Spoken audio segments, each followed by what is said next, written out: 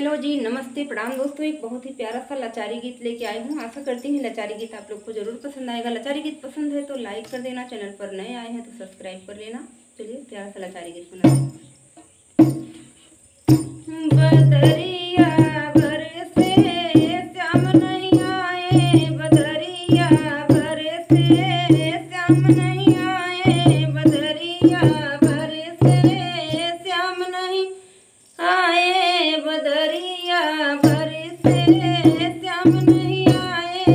जिया मोरा तरसे, जिया मोरा तरसे श्याम नहीं आए, बदरिया बरसे श्याम नहीं आए। बागा में बरसे बगीचा में बरसे, बागा में बरसे बगीचा में बरसे, मलिनिया तरसे श्याम नहीं आए, मलिनिया तरसे श्याम नहीं आए, बदरिया बरसे श्याम नहीं आए। तारा पे बरसे नारा पे बरसे, तारा पे बरसे नारा पे बरसे, जगतिया पे बरसे श्याम नहीं आए, जगतिया पे बरसे श्याम नहीं आए, बदरिया बरसे श्याम नहीं आए, बदरिया बरसे श्याम नहीं आए।